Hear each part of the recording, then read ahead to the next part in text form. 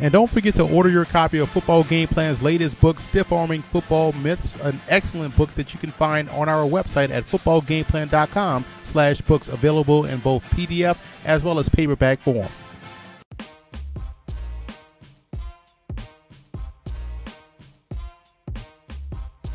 For the Steelers in this ball game, you want to force Blake Bortles to go down the middle of the field in the passing game. He's not driving the football with velocity. He only wants to hit the short, quick passes on the sideline and in the flats. And if you're able to take those away and force him to go over the middle of the field, it gives you a great opportunity to make a play on the ball. And on offense, I would flood the Jags zone. A lot of times you're going to see cover 3, you're going to see a lot of cover 1. So you have to put that deep free safety in a 2-on-1 type of a situation, and that way you can have some success in the passing game. And I would rush with more power as opposed to speed versus Luke Joku. He's not handling power rushes very well. He's getting walked back into the backfield. So when you look at guys like James Harrison, Cameron Hayward, Arthur Moats, I would utilize more of your power rushes this week versus Joku instead of speed to help you get back there to the quarterback. And for the Jags in this ball game, spread sets are your friend. When they go spread, when they take the tight end and flex him out or take the fullback off the field and go with 3 wide receivers and a tight end that's flanked, they have a lot of success moving the football offensively. And I think that's one way they can combat the 3-4 defense, by expanding their zone responsibility, so that way Bortles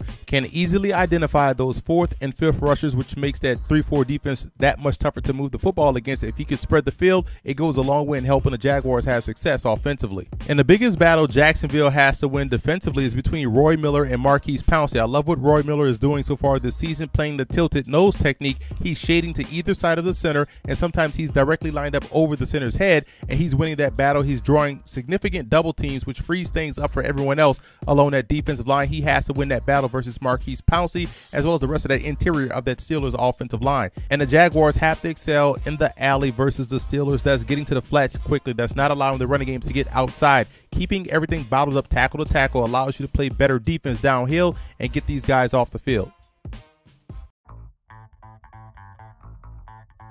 This week versus the Jacksonville Jaguars, we know the Pittsburgh Steelers will be facing a rookie quarterback in Blake Bortles, which means Dick LeBeau will have to confuse him back there in the pocket. And I'm going to show you one zone rotation blitz that looks like cover 4, but it's really cover 3. Sure, what we're talking about. We're going to get strong side pressure coming front side. Again, we're going to send this backer on the outside. We're going to send this 5 technique down the inside shoulder of that guard, trying to force that double team between the guard and the tackle, because we're looping around the backer in the C gap. So you got 3 guys coming strong side. We're going to send the nose tackle weak side A gap and outside contain with the 5 technique. And we're going to rotate over to cover the middle.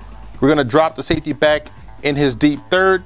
Corners are playing the third. They're playing off because, again, they're well protected in the flats. Why? Because you have the backer buzzing underneath to take away the short route, as well as the safety barreling down to cover the curl and flat area. So you see where pre-snap it looked like cover 4, but it's really cover 3. We're getting strong side pressure, trying to force a weak side throw or a throw into a trap defense where that safety can pick it off. And that's one way Pittsburgh can help confuse Blake Bortles back there in the pocket, who's a rookie quarterback.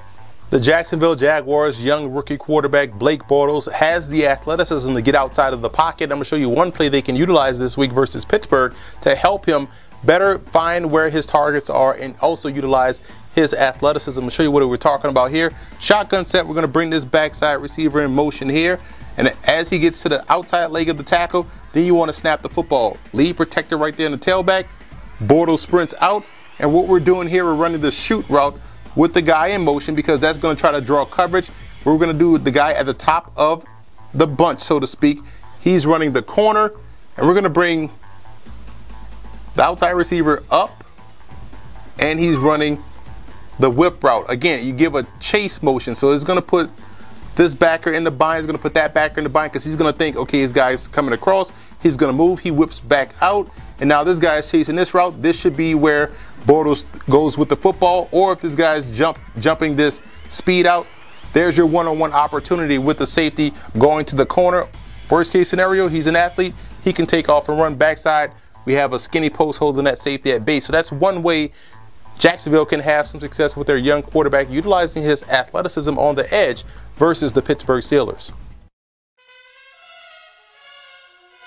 And the biggest X factor in this game for the Steelers will be their receiving core. They're going to have to beat the press of the Jacksonville Jaguar cornerbacks. They're going to have to win in every facet of playing receiver, with quickness, with your route running, with strength. They're going to have to win those individual matchups in order to have success in the passing game.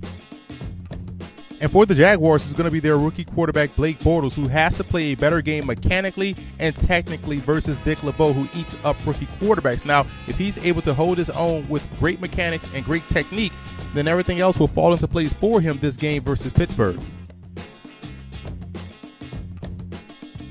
I like the Steelers in this ballgame. I like the matchup with their wide receivers going against the secondary of Jacksonville. I think the way they can win off the line of scrimmage would allow them to have success in the passing game. And defensively, you're going to see a much better effort from a defense that got shredded in the latter part of the game last week versus Tampa Bay. And they'll put the clamps on the rookie quarterback and that Jaguars offense. So I like Pittsburgh to knock off Jacksonville down there in sunny Florida.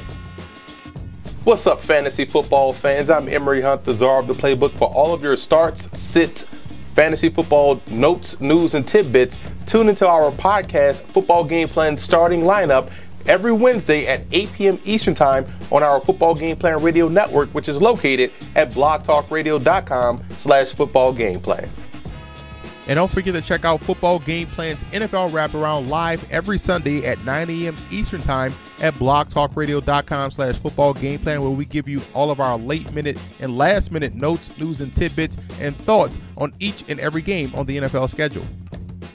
And I also want to give a huge shout-out to Steeler fan forums and Jaguar fan forums for always showing Football Game Plan support.